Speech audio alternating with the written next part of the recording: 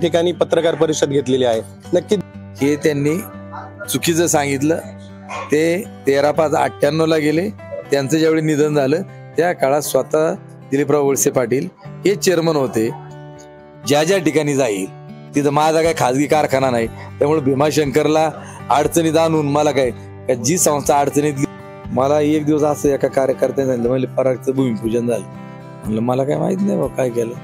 पिंपरखेड, त्याच्यानंतर चांडो फाटे, त्याच्यानंतर कवठा, सविन्य विरोध त्या ठिकाणी यंत्रणा वापरल्याचे काही पुरावे आहेत का? कारखान्याच्या रेकॉर्डला आहेत। वादग्रस्त मोर्चे झाला तर घोडेगावच्या तिथं कोटमदऱ्याच्या परिसरामध्ये, त्या कॅनॉलच्या परिसरामध्ये तिथं लिफ्ट करणे आणि कुरवंडीला अत्यंत कमी खर्चात 6 महिन्यात 1 वर्षामध्ये पूर्ण होणारी योजना माझ्याकडे सगळं मांडांडेंपाने बँक एंट्री मध्ये पण आहेत।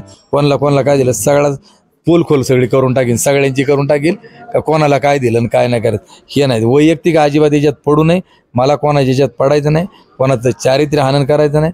जो मुद्दा समाजाकरता असेल, संस्थेच्या संदर्भात असेल त्याच्यावरच आम्ही बोलणार, वैयक्तिक मला बोलायचं नाही। मी अजूनही त्यांना आदराने बोलत असतो। फेसबुकला आमचे पेज लाईक करा आणि आमच्या यूट्यूब चॅनल सबस्क्राईब करा। वास्तव मराठी।